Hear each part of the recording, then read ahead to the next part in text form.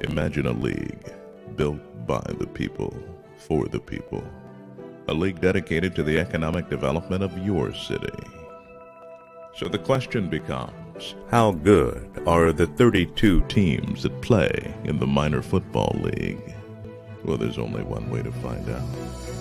You have to experience the MFL.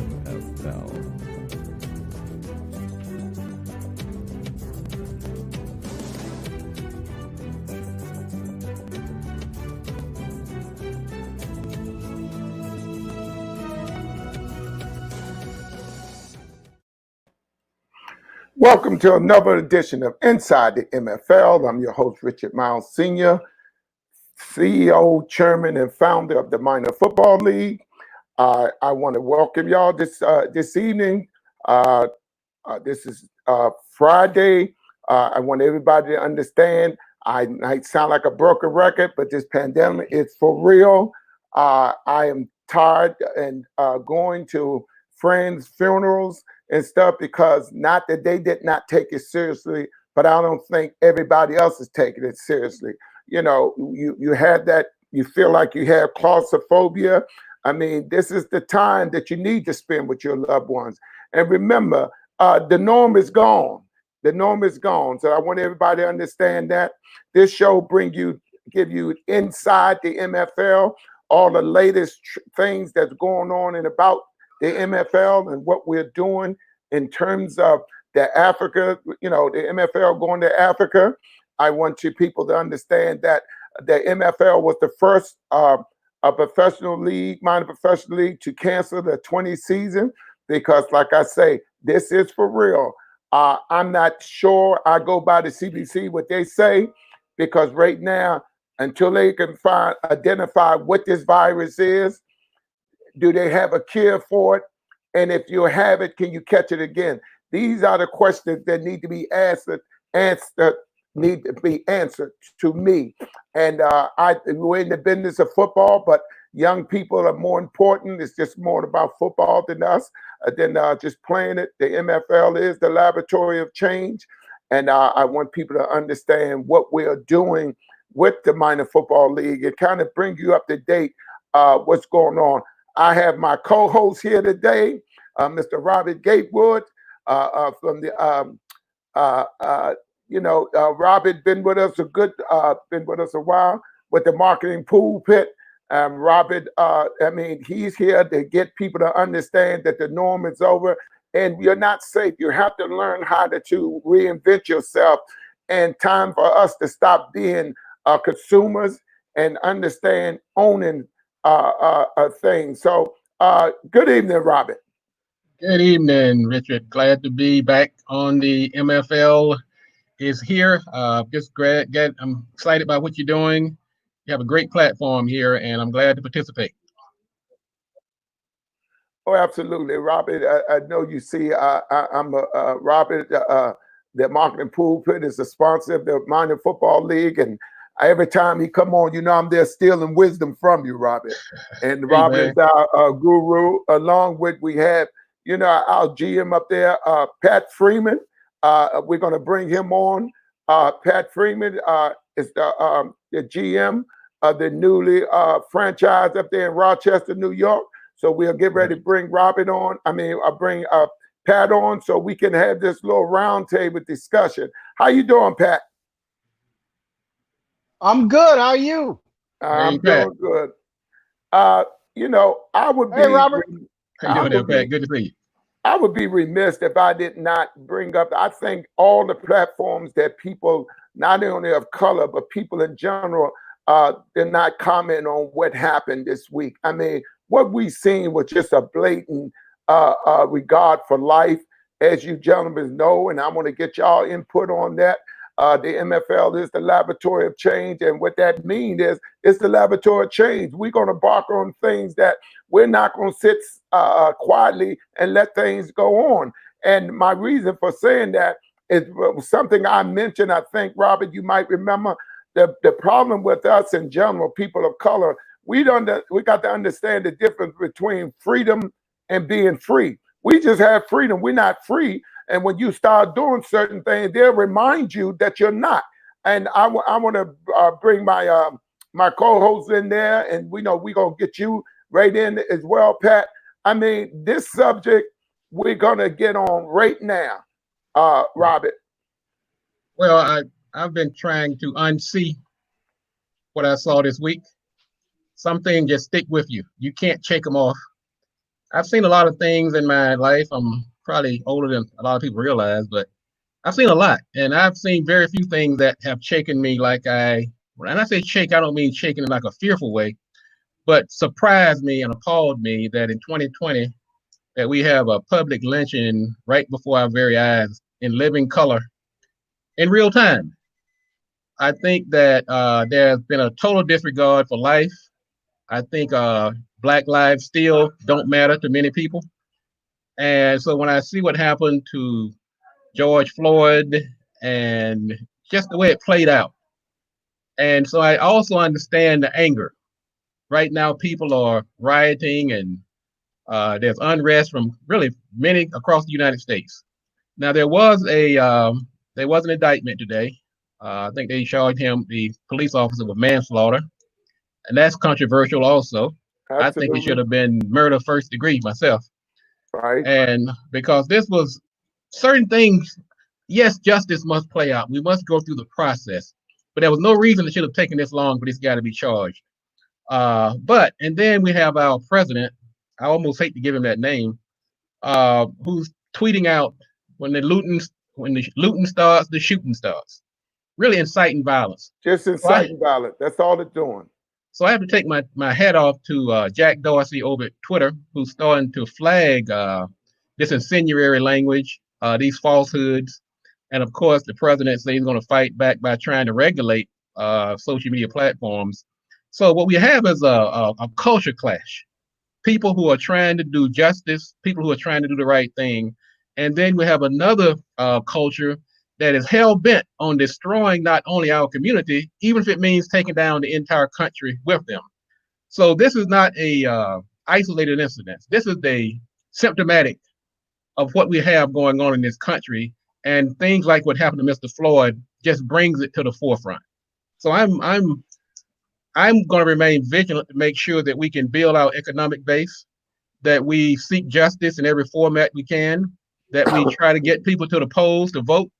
So yes, we have to look after our business, but business does not operate in a vacuum, just like sports does not operate in a vacuum. We saw Colin Kaepernick. He's the shining example of how business and sports and politics, these things come together. You can't separate them totally. So when we have these kind of incidents, it reminds us that we can't sit on the sideline, regardless of our industry. So I'm a business developer, but I know we won't have a business if the country is up in flames, if we're being killed in the streets. So they all work together. And so I'm looking to see how this plays out. And I was always, no matter what my business or my profession, I will also be one in the fight for justice. And you know, I'm to the point, Robert. I'm tired of being sick and tired. Yes. I cannot just sit back and not. I would be remiss if I didn't say anything. Pat, I want you to chime in on this because I know your background and all the things. Yeah, I can barely hear y'all because of the weather is pretty bad here. Oh. They've got thunder showers, and I think it's cutting in on my signal. Okay, over there. I can't. I didn't even hear the conversation. Okay, well, we're talking about what went on with the murdering of a black man. Yeah, and unfortunately, I can't hear. I can't even hear the show. The weather got real bad here. Okay, well, if you can stay on till it come back, me and Robert will, continue this dialogue. Robert, being the worldly individual that you are, and I mean your award-winning show, because we're trying to get people of color to understand ownership. Let's dive into that also, because the MFL has been around with a laboratory of change. I was on the show the other night, and we was talking, and it's ironic how people have picked one thing out of a conversation and then just focus on that. But the fact that owning And that's your expertise, Robert. Won't you just go right in and just dive into this? That's the purpose of us having you and you being a part of the MFL. And why is it so significant that people of color own? Because everybody know we the biggest consumers in America, and we have nothing to show for it. And I'm tired of people keep saying we can't afford this. Black people always have stuff that they not supposed to be able to afford. So, we got the car we're not supposed to be able to afford, the house, these Gucci bags and all that, which is foolishness. We spend money with everybody else but us. And I just want to hear your take on that, Robert. Well, it's a situation where we have to re-examine our priorities. Right. Yes, affordability is a relative term. Like I said, we can't afford Gucci bags. We can't afford Mercedes-Benz and but we have them and Bentleys, but somehow we seem to acquire them. So we've been very selective about what we can afford. Now, if this COVID-19, this coronavirus has done nothing else, it should have highlighted the importance of ownership, because people who were thought they were secure in their occupations. Right. They were getting up in the morning, they were going to their job, they were rising up the so-called corporate ladder. I mean, they were really turning the cartwheels on the way to work in the morning. They were so happy to have their good paying job. Well, a lot of those jobs are now they've either been eliminated or they're on the chopping block.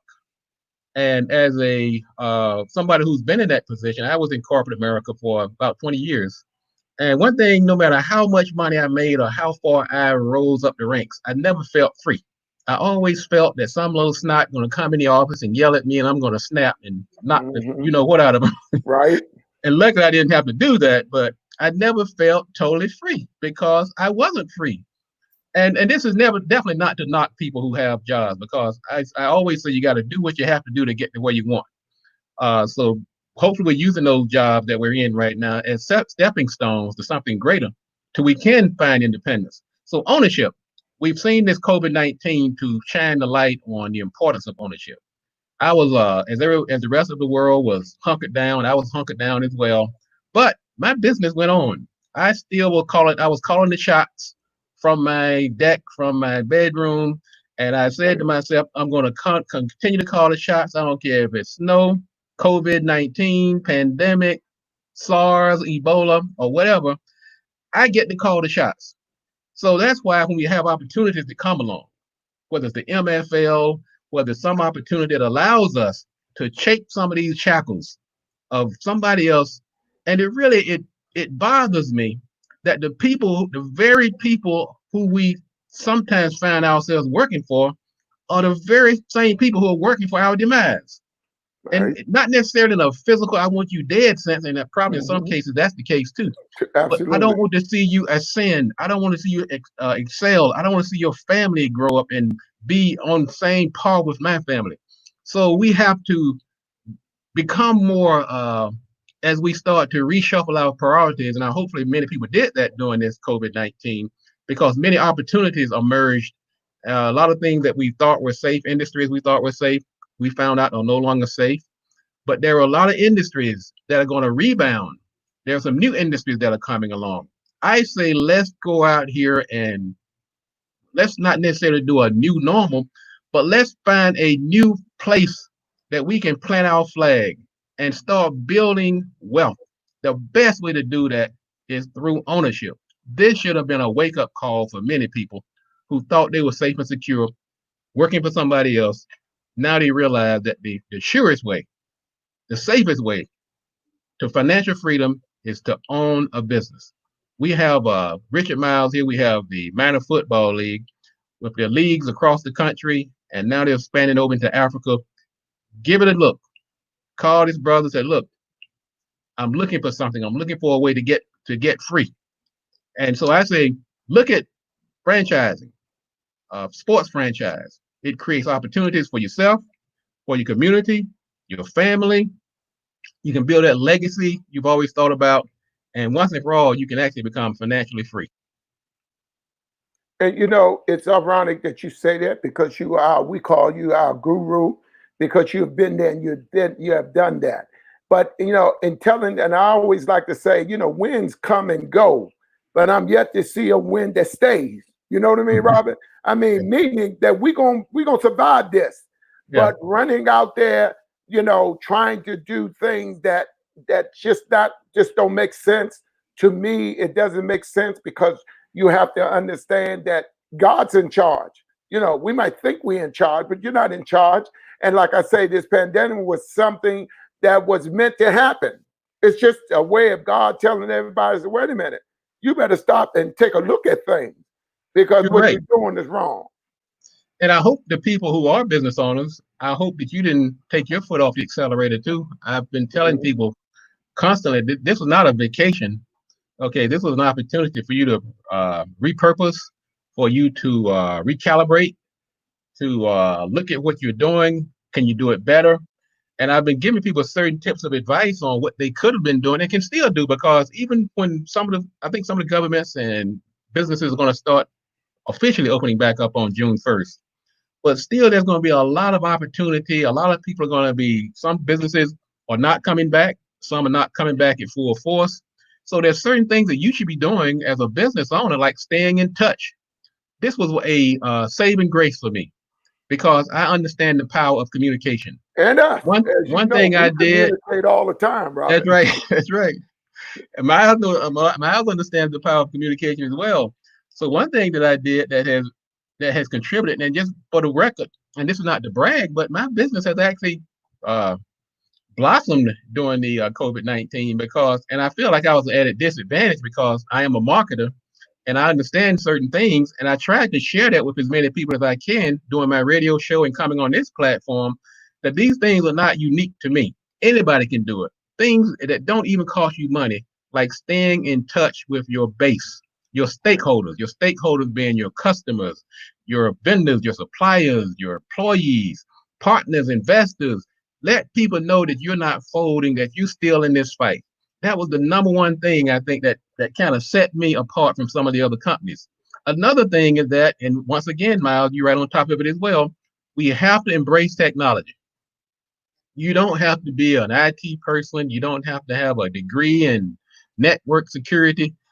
The tools that are here, start your podcast, get your emails out, go on social media and stay in contact with people. These are basic fundamental things that you could be doing right now to make sure that you'll keep your head up above water and that you're not going to fall down. Another thing, Myles, I've told people to do is to make it easy for folks to give you money. I'm surprised how many people still looking for that check in the mail. A lot of folks don't have their stimulus right now because they didn't do the electronic payment with Uncle Sam. You've got to make it easy for money to come to you. If you sitting here still telling people to send you checks, I'm telling you, boy, that's all the excuse they need. They can say, I mailed it. The post office lost it in COVID-19. Yeah. Look, I send you a link, Jack. You push the button. We can take care of that in like 2 minutes. So these are some basic things. And the other thing I want you to do, I want people to keep doing, you have to start looking ahead. Don't be the last thing to jump on a good idea. And that's been a big problem in our community. Absolutely. By the time we jump on it, the money's already gone. They done moved on to something else, and we just jumping on. So look now at the industries that are emerging. Things like technology, things like finance, things like health and wellness. Those industries have not been hurt. Now, a lot of the retail industries, they're still doing well, but it's a lot of work. So you don't want to start there. You want to kind of maybe partner and maybe do some other things to get into those industries. But there are a lot of industries right now that are doing well. Look down the road. Don't wait until your industry starts to suffer to jump out. Start looking at the industries that are already starting to emerge. And if there's money out there to be applied for, they're still giving out money. Uncle Sam is still giving out money. And if that money can come to your company, stay abreast, go to the SBA, make sure you're following what they're doing. I understand there's going to be another stimulus package coming out. They're kind of fighting it out right now, but a lot of people missed out. They were slow. They hadn't paid their back taxes. There was all kind of things that caused that money to come in slow. Take care of those things now and start getting ready to move your company out of that park position. And when June 1st roll around, not only are you in the mix, you want to be ahead of the game. Right. Pat, how's that storm coming there? It seemed to subside a little bit. Good, Okay, good. we was talking about I said earlier I would be remiss if I did not, mention what's going on. But Pat, I just asked for your input on the fact that we watched a black African American be killed on national TV, Lord have and mercy. and we just want to get your input on that before we dive into other things. It's absolutely criminal. There is no way in 2020 that is acceptable by any standard whatsoever. Mm. And it's the same story over and over again, and it has to be confronted. Racism, white supremacy is still wreaking havoc on our community. Mm. And it is most important that we listen to people like yourself and Mr. Gatewood that are talking about us forming economic independence and forming powerful companies that will begin to put a protection net around us as a people. This is very critical during this time. It's critical that we have a minor football league and other industries that will help us as a people, because obviously we are still under attack. That's an act of war. Yes. And it has been that way for a number of years. And for this man not to be arrested immediately, if you or I would have done such an act, we would be behind bars. No, we would have. So they would have shot. They would have shot us. Definitely. It's a shame. And like I say, I'm so upset, and I would be remiss if I did not. I think everybody have a platform should say something. And you know what they say: if you see something, say something. You know what I mean? Yes. And we got to stop being the bigger person. We just got to stop that, gentlemen. Y'all know that every time someone stand up for us, then we racist. I'm beyond that. I'm so frustrated. I'm trying to keep my mind on the task ahead. That this could go on and nothing being done. And I really think that we as people of color understand being black in America is not easy, No. And I tell everybody, and believe it, whether you want to hear it or not, the hunt is on and you're the prey. And, we tend to be afraid to say these things, as you know, Robert and Pat. But, I'm going to go ahead and say it, because when you don't say nothing, then you're a part of the problem. If you don't take a stand for something, you'll fall for anything. So, I'm just so upset about this that I just have to say something. And I was on the show last night in North Carolina. I had to say something. It's important that we understand the difference between having freedom and being free. You got freedom. You're not free. Do certain things to see what happens. You think they could have done that? That officer could have done that to a free person? You're protected by the laws. We're not protected by any laws, but we have people of color in position of power. They need to stop being the gatekeeper. I'm just call it out like that. They have to stop being the gatekeeper and look at your bit, because what they're doing to other people, eventually they're going to do to you. And I'll just say this before we continue with the matter of business of the MFL. We have to understand, people of color have to understand something. Think about it. Every prominent person of color, don't matter what your stature is, you notice each year or each 2 years, they become eliminated by bringing charges on them, something happening to them, accident or no accident. You better wake up. You better wake up and pay attention. Yes. You better pay attention. You got to. If you don't do that, we're going to really have some problems, more problems than we have. And right now, we still in the fact that they talking about burning and looting and stuff. What? Somebody was just murdered. How would we propose to reenact? Why we got to always take the high road or be the bigger person, and then to it's happening again and again and again. Remember, America, you get as much justice as you can afford. And remember, you got to understand about America, The lady of freedom, the justice scale, the lady justice that have a blindfold on. She really can't see. Right. You know, and some people don't understand Right. that. You really, Lady Justice has a blindfold on. And a lot of people don't know what I mean by that. Look at it. That's right. Look at it. Look at the representation of justice in America. She has a blindfold. Okay. So in saying that, I'm just a little hurt, disheartened, because it's the same old thing over and over and over again. And people got to understand, we standing on people's shoulders that made it possible for us to do this. Now, you know, we got to stop worrying about people, us talking, because people behind us need shoulders to stand on. And like I said, if you don't stand for something, you'll fall for anything. So, you know, I'm a little, mad about this, and I'm hurt. I'm honestly hurt. And people understand this and seeing what happened should be hurt. And I'm not going to tell nobody how to react or not to act a certain way, because that's not my place. I can only tell you how I feel. You can only tell me how you feel. Robert can only tell me how I feel. But, you know, we all individuals, you know. And, you know, just to calm myself down, Pat, you're doing an amazing job with the franchise that we put up there in Rochester. Robert, as you know, Pat heading that, and Pat doing a great job up there.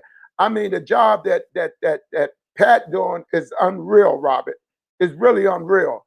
And I just want people to know that what he's doing is great.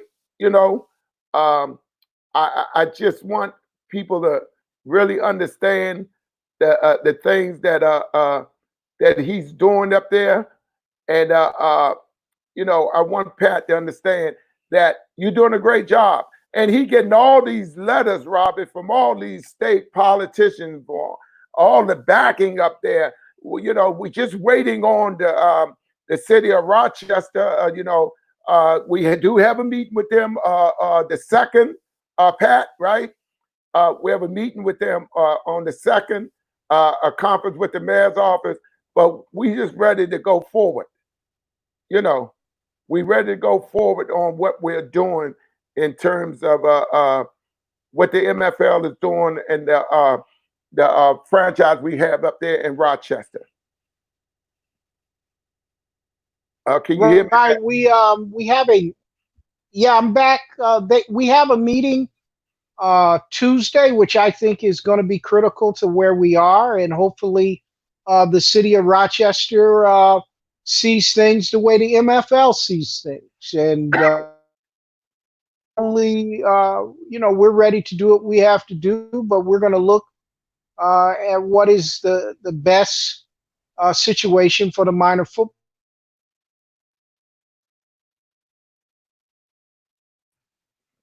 Yeah, and Robert, you're the economical guru for the MFL, as you know. And you know, Pat doing a great job up there. What do you see? What impact that you know that the MFL bring up there, Robert? Well, I think what Pat is doing is great. I want to congratulate him for throwing his hat in the ring, and he brings from what I understand, a wealth of talent to the MFL, and we're just glad to have people like Pat on the team. But wherever we go, in particular in Pat's case, it's going to open up opportunities. And as a community, we need leadership, and we need financial opportunity. And by opening up a franchise up in Rochester, in that area, a lot of these young people can find a new reason to get up in the morning to keep themselves busy, whether they're playing on the team, whether they're working in one of the industries that are created by the team, whether they're vendors, whether they're coaches, whether they're trainers, whether they're water boys, or whatever they decide to be. There's opportunity that comes with a franchise coming into your community. So I appreciate and I laud what Pat is doing, and we need more Pats in the world. We need more Richards in the world. We need more people out here who are willing to jump out here and throw themselves into the fight and try to build this economics. Because when you are a strong community and when you are powerful financially, and this is no pun intended, you won't have as many people putting their foot or their knees on your neck because they know there's going to be a hell of a price to pay. But when people don't value you, they would do anything to you. We've seen it firsthand in living color. So we have to build our economic muscle. We have to wrap a firewall of finances around us so people don't use us as a punching bag, as a whipping boy, as we have been throughout history. So that's why I'm always tipping my hat to the Pats of the world, to the Richards of the world, to people who are out here paying the economic price, putting themselves out here, and trying to build that economic muscle in our community so that we can go out here and people stop kicking us around like we some schoolyard wimp. That doesn't work for me. I'm sorry. That's never going to work for me. You're going to have a fight out of me every time. And Pat, what and the base around Rochester? Give us an overview of what it is. I mean, we've seen the stadium that would bring, and then you had businesses around there and hotels. I mean, give the MFL Nation kind of a scenario of what it would be for us to come in there, Pat. Well, if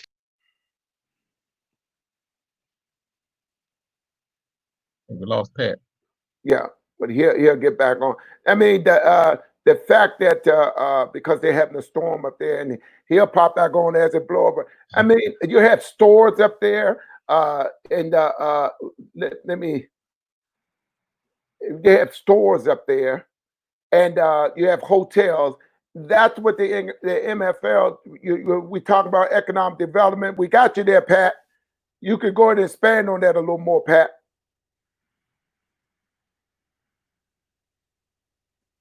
Yeah, while Pat gets his thoughts together, but you're right. You have the hotels. It's going to help the hotels in the area. And every time you have an industry like a hotel coming to town, it brings jobs.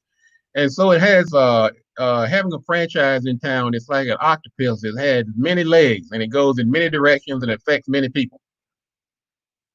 Pat, I see you there, Pat. Like he still can't hear us. Yeah, that storm blowing over their head up there. Yeah, I heard that storm is raging a lot of places. Yeah, absolutely. So, I mean, we have Pat. Pat, we have you. Okay. Yeah, that storm is kind of rough up there, but you know, economic development is very important in terms of what the MFL brings to the table. And you're talking about programs that are working with at-risk youth also. And you know, I often tell the MFL is not coming to take anything away.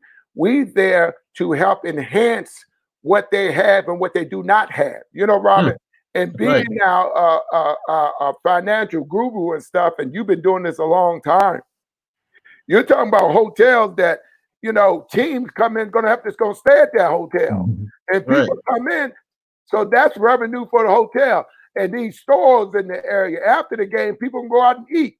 They're going to come out and meet the players and the dancing. That's what you call economic development. Well, you know what? Greater than that, or at least just as good as Richard, is that we get a seat at the table. So when these industries, these cities, these economic councils, these chamber of commerces start making these decisions that are affecting our community, we have a representative now at the table, because when you become a financial powerhouse, you get that invitation. And if you don't get the invitation, just barge into the door. Say, look, we're bringing jobs, we're bringing opportunity, we're bringing financial stability into this community, and we deserve a voice. That means we also get to determine who's going to be the next sheriff, who's going to be the next DA, who's going to be the next city council person. Financial might does all of that. So that's why I say, yes, we're going to have the economic foundation on the ground. People are getting jobs, but we start to get that seat at the table to start making these decisions that affect our daily lives. And you know, it's great that having you a part of the MFL family, because now we're talking about economic development. See, the MFL is the laboratory of change. It's not just about football. That's and I have to get this plug in. You're watching another edition of Inside the MFL. You can Contact us. Our Facebook is the MFL, and our website is mflishere.com. We're on Twitter, Facebook, YouTube, and Instagram. It's a laboratory of change. We want to bring former players from the field to the front office. It's just, for the right word of it, it's a shame how you have a lot of former players leave the league broke. Now they still complain about the league should do this and that for them. I never mentioned the NFL. The NFL is who they are. You know, we are who we are. We're not trying to be anything other than who we are. But we are trying to get people to understand that we are that based. We are the last frontier, you know, the last frontier of economic development. And we want to get people to understand that the MFL is the laboratory of change. We want everybody, is a place for everybody at the table, be it marketing, PR, media, sports medicine, sports management. You know, these are the types of things that you could come here and learn that. You know what I mean? Get an opportunity to learn it and be on the front line and said, okay, I'm doing something that's relevant. For players that come out of school right now, we're going to keep you relevant. There's no question about that. So we just want you to experience what the MFL is doing. And we have people on our board like Robert Gatewood and the marketing Pulpit. I mean, you have to check this guy out. This guy is the whiz. This guy will be on Wall Street making millions of dollars if they could get him. But he understands his value is better here than working. And here you go again. Because no matter how much someone pay you, at that time, they can always change their mind. Then once they get their knowledge, it's nothing like working for yourself. And I'm not telling anybody it's easy. Because if it was easy, everybody be doing it. Huh? Ain't that right, Robert? So, these are some of the type of things that I never claim to know everything. I know a little bit about everything. But I get people like Robert Gatewood, people of his caliber on our board, because they know what I don't know. So this is what's important about what we're doing, Robert. Well, I think it's important that you are the visionary and you're putting together something that's, like you said, greater than football. I look at, when I look at football, like I look at most things in life, I look at it as a means to an end. There you go. The end is that we can have economic independence, that we can put our people to work. It's a vehicle. It's a very good vehicle. And we know, like any tool, it's not any good until you use it. And so that's why when the MFL came along and I was introduced to it, I saw it as a great tool, a great vehicle to help this economic viability, which I've been seeking most of my life. And so I just saw it was a perfect partnership to come aboard and help further my mission of putting people to work, creating jobs, creating businesses. And so I really have to take my hat off to you for having a mission, understanding that football is football, but actually you have a greater calling of helping these players who've been cast aside, helping these youth who are looking for direction and opportunity. And so it's the greater mission that is really going to make the MFL stand out. That's why it is a laboratory of change. And that's why I think anybody who has something they contribute, whether it's owning a franchise or coming on as a player or one of the positions that many MFL positions that are out there, then I think you're jumping into something that's bigger than just a football team. And there's nothing wrong with football teams, because we all love us some good football. Right. But man, you enjoy it a lot more when there's a purpose behind it. I'm telling you, it just makes it that much sweeter. You know, and it's having you here is always a pleasure. Having Robert on, we used to be in the station, but as Robert, I talked to Robert, and Robert was doing something, and we never turned around. Next, okay, we can't go in the studio, but look, that don't stop us. Now we live, and the great thing about this is the worldwide. One day about the internet, I always say thank God for social media. Everybody see us around the world, and because we are going to be over in Africa, the 16 franchises. And I always ask this question. I ask it to Robert. Robert, why is it we're so late on understanding economic development? Why are we so late? Why are we so afraid? I hate to say it's because of my color, Robert, that, we still seem to think if it ain't white, it ain't right. I mean, this white hat probably get more attention right now than I get and I'm the orchestrator of this whole thing. I'm the man behind the vision. Why is we so afraid to do something? You know, we want stuff, but I always say, you know, people love the glory, but they don't want to know about the story behind it. Why is that, Robert?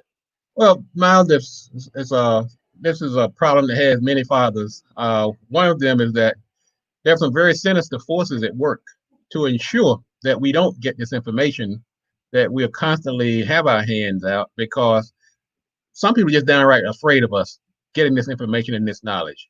And that's why another reason is I think it's powerful and it's important that we have this platform, that some things that we say, some things that we promote may not be even acceptable to the mainstream media because it goes against their bigger agenda. They rather see us out there acting the fool and cutting flips on the TV rather than sitting here talking about economic empowerment. And so there's an agenda to keep people dumb and happy. And so we're bucking that. And so when I see my people and they seem to be oblivious to some of the things that we should be doing, I'm not going to beat up on them, because I understand the power, the amount of money that's been dumped into this effort to keep people out of the know. So when we come across people who are woke, what we have to do is to give them a platform. We just have to keep chipping away at it. I know sometimes it feels like you're trying to empty the ocean with a teacup, but you get enough people with enough cups, we start to make a dent in it. We start to make a difference. Right. And so we all have to grab our cups. If you don't have a cup, get a bucket, get a shovel, a spoon, or whatever you can, and start dipping out some of this ignorance and filling it up with information, knowledge, and economic empowerment. And that's my goal, is to understand we do have a problem. Yes, I look at my folks and I say, God, why don't we just know better? Then I have to turn the coin and say, look, I see why there is so much money spent and so many people working on to keep our people out of the know. So we just have to counter it. That's why we have the MFL is here. That's why we have the marketing pulpit and other brave troopers around the country that's helping us combat this. Because it's a tough system. This system of racism and white supremacy, it's a very formidable foe. But we have to stay awake every day. We have to spend every waking hour trying to fight it. And we're not talking about fighting somebody to hurt somebody. We're just talking about getting what's ours, to keep our people, taking care of our people, our economics, our children, our next generation. We're not trying to take anything from anybody. We're just trying to claim what's ours. And you know, I'm glad you said that. It's something that my father said, told me a long time ago. And I noticed you always talk about your dad, and very seldom I talk about mine. He was an ornery individual, but you know, I loved him to death. And you know, at the time when you're young and you hear older people talk, oh man, you know what I mean? But as you get older, you begin to realize what they were saying is true. And my father always said, you know, I used to always say, you know, hey, good, don't worry, good, gonna do all right. My father say, you know, good will always travel over evil, but good has to be very careful all the time. Very, very careful. You know what I mean? And I begin to understand that, because if you do the right thing all the time, to other people, they don't want to see the right thing. And I've learned over the years, in my 64 years being on this earth, it's money and chaos. People like chaos. They like confusion. They like to keep people out of the know. That's what I said about, you remember the old days when people used to say, well, if you hear something, well, it was true because they was talking about it on TV or radio. You know, we were so misled by that. That's why I realized that information is power. Controlling the narrative is very important. And these are things that I learned over the years, and understand that, you know, it takes an army. Me and you is not enough. You know, I'm fortunate that I got 17 grandkids. I'm fortunate. That's very fortunate. Yes. I tell them all the time, you know, and 5 adult kids and stuff. So, you know, we want that legacy passed on. We always talk about, and you're the man that I can really, you know, point this to. We always talk about legacy, economic development. Yes. Come on, we talk about legacy wealth that passed down. You cannot have that until we pass it down. And there's no doubt that my grandsons are very sharp. What I'm doing that everybody think is great, they're gonna have some ideas gonna be even greater. So that makes me proud. So saying this to you, why we are so afraid to reinforce each other. Why are we so afraid to say, okay, I'm gonna stand with them? Why are we so afraid? And we always say he got his. And I don't want to give Robert no money because he got our money. But you're not afraid to give the money to the other minorities. You give it to them. You take the money, and I would read something. $2 trillion a year come to African Americans' hands. Do you realize what we could do with that as a community, as a people? You could do our own banks and stuff. You were talking about banks. Why we don't own the banks? Why we don't own? So we should be owning these things. But everybody else come here to America, they get it.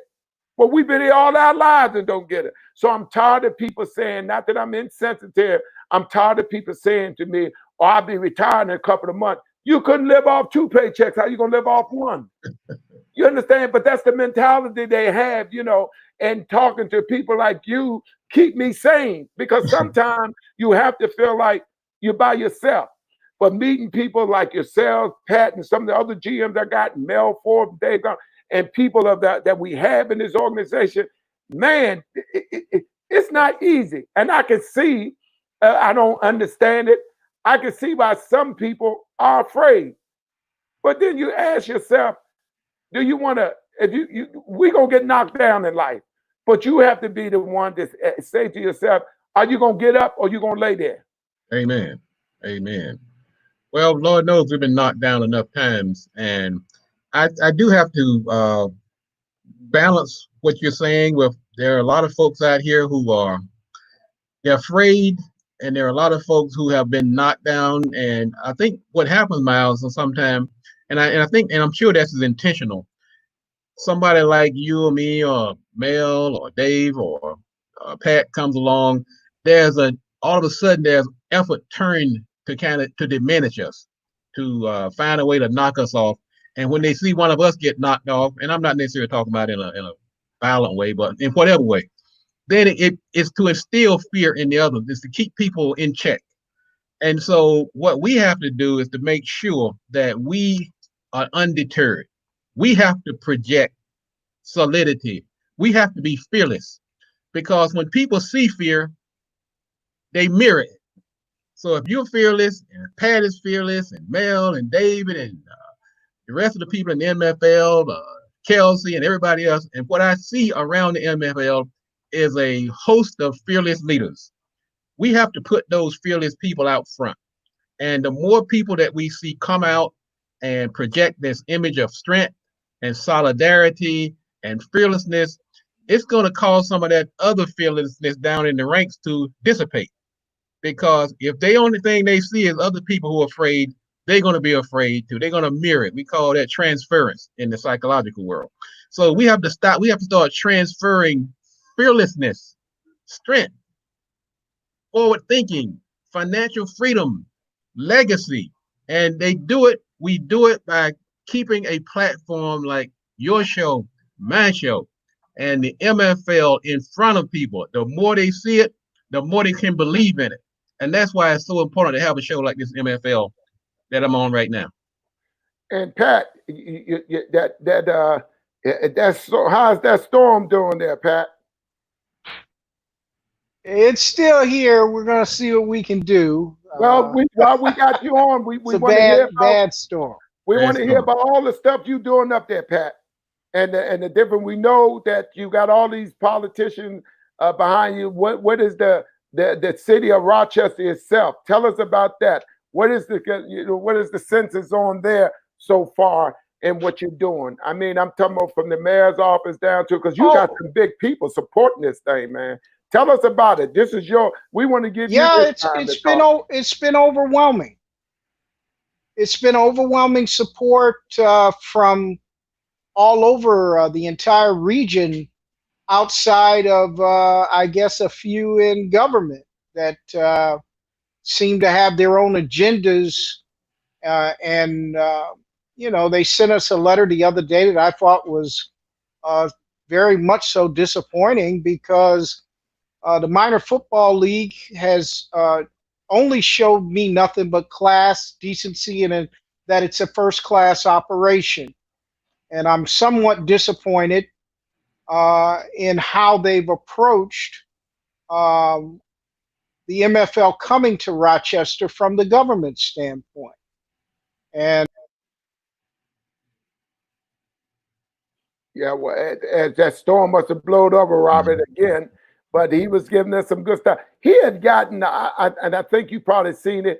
He had got some overwhelming endorsements from up there, man, from the state,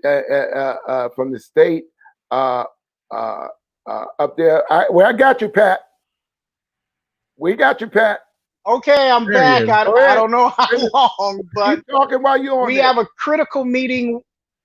Yeah, we have a critical meeting with the mayor on Tuesday, and we'll see what happens. We hope that they understand that the minor football league is the laboratory of change, and we could do a tremendous amount of work inside of the city of Rochester. But we have to start looking at our other options at this point because, you know, you're a first-class operation. You've showed me nothing but class and decency since I've been involved. I think we've approached this from the standpoint and received tremendous support from politicians, from people in the city, including the Chamber of Commerce, the Sports Commission. Various businesses have said that they support what we're doing when they saw that the affordable ticket prices and what we would bring to the city. It's been nothing but positive results, but that has not resulted in a memorandum of understanding for the use of the facility, and that is somewhat concerning. And as he was saying, Robert, you know, I don't seem to understand, but I sometimes that bothers me because we should not have a glass ceiling here at all. And you know, I'm gonna bring Pat right back. Continue, Pat. We got you. Well, we have a critical meeting at 1 o'clock on Tuesday, and we're going to see where the mayor is with myself, Mel Forbes, and Richard Myles Sr. We'll see where she is, and if things work out, fine. If not, we're going to be all right anyway, because we have created a following in the Western New York community, and I think we would do our best work from the people that need us the most inside the city. But if we can't come to an understanding on the use of the facility, then we're going to have to go where we can get the best opportunity to do the work of the minor football league. Well, I think that Mr. Myles. What? Go ahead, Pat. I didn't hear you. No, go ahead. Continue. Yeah, I was saying this is, you know, we've been in somewhat discussions for the last few months, and I think, you know, it's time to get down to business. Are we going to do this, or we're not going to do it? If we're not going to do it at this facility, there are other places that surely want the minor football league there to do their work the way you've done it since 1993. Well, you know, and you know for yourself, Robert. Well, the MFL been around for 25 years. We're going to go with or without people. That doesn't shut us down. We understand what it is. And sometimes it's a shame when you get into politics. Politics should not play a role in this, but it always has a way of showing its head. For what reason? And then we understand that sometimes anything people don't understand, they have a tendency to be afraid of. But I can assure you, this is not something you should be afraid of, or no one else.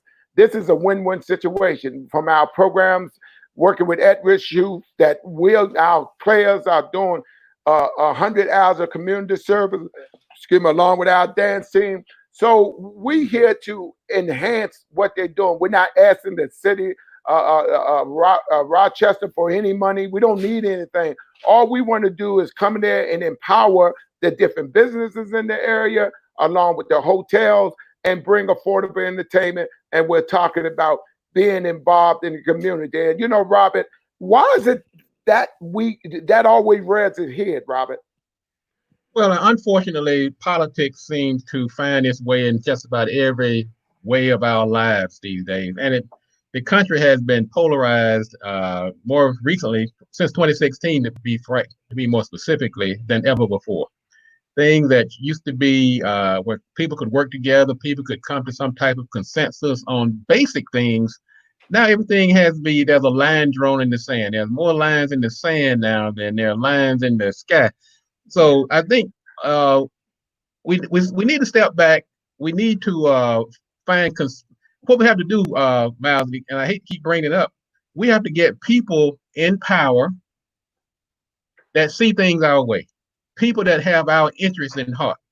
And as I stated earlier, when you start building that economic base, when you start building that economic muscle, and you start moving out some of these people who are standing in your way, because money talks. I mean, I know it sounds cliche, right. It's true, but money talks. And so we have to build a solid foundation under the institutions in our community that have our interests in our heart, such as the MFL, such as the Marketing Pulpit, such as Radio One. People that have our interests at heart, we need to build a foundation under them. Our politicians that have our interests at heart.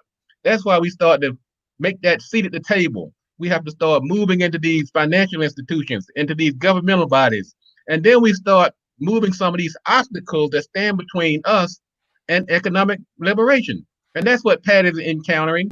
But as the MFL starts to grow and gain more might and muscle and finances, some of these barriers are going to collapse. They can't withstand an economic juggernaut, as most institutions cannot. And I have to say kudos to the mayor here, Marion Bowser here in Washington, D.C., because she's been very supportive of the minor football league. And as you know, Pat, you know, I have to, she got a lot of grit about her. She's one of the few mayors that say, hey, I'm not going to just open our city up right now because we don't know for sure what this thing is. So I can't say enough about Marion Bowser. Yes. Kudos to her. She's been doing a tremendous job in being the mayor of DC, and we so hard to support her. We love everything that she does. Yes. And you would think that y'all have a woman's mayor up there, Pat. You know, she could see what our mayor doing. Support. We're not asking for nothing for the fans that's up there listening to this broadcast, because I know you have a lot of people, Pat, that watches us, and we want to thank them for their support. We don't want anything from the city of Rochester. All we want to do is come in there and empower people of color. And Pat Freeman has been doing a great job up there. And we just want to come in and show you what we can do. We're not asking you all for any money. And I know you're hearing this broadcast because everybody here broadcasts all over the world. But Pat, thanks to Pat, the minor football league came to Rochester. He was a strong supporter of getting us to come there. So, you know, Pat, we're going to be fine up there either way that meeting goes up there. And like I said, I can't say enough about what you have done up there. Robert, give everybody how they get in contact with you in the Marketing Pulpit. Thank you, Miles. And I just briefly want to say my prayers and support to the family of George Floyd, and to the people who had to witness this trauma of this torment of watching him being killed in plain sight. So I want to send my prayers, and I hope they find justice and peace. And nobody should have to endure that. I also want to say to the people who've suffered losses due to the coronavirus and COVID-19, may you find peace. May you find stay healthy, stay well, whether you're affected financially, physically, emotionally. I say stay strong. We've endured a lot as a community, and we can endure this as well. My company is Gatewood Marketing and Web, and I'm also the producer and host of the Marketing Pulpit radio show. We broadcast on Radio One, but we also broadcast on Facebook Live, on YouTube, and Periscope TV. And you can go to marketingpulpit.com to find out more about our show, our mission, and people like Mr. Myles that we partnered with over the years. We're glad to be a partner of the Minor Football League. You can also go to gatewoodmarketing.com to find out more about our business development and economic empowerment company. And I'm always glad to join you, Myles, on the MFL radio show. And thank you, because he's been a great supportive of us, and we've been supportive of each other. But I want people to know you can also watch our show live on Wednesdays from 5 to 6, and from Fridays, Wednesday from 5 to 6, Fridays from 5 to 6. We're on all the social media platforms: YouTube, Twitter, Facebook. We also come on Saturday mornings on the DC radio inside the MFL. And I want to say to everybody, you know, for all the people that lost their loved ones and stuff, but I also want them to understand the MFL is here. Just understand. And as I said before, wins come and wins go, but I'm yet to see a win that stays. So in saying that, I want everybody to know that the MFL is here. We're not going anywhere. This is the laboratory of change, and we look forward to seeing y'all again next Wednesday at 5 o'clock. You have been listening to another edition of Inside the MFL. I'm your host, Richard Myles Sr. We look forward to seeing you next week. Thank y'all. Thank you, Robert. Thank you.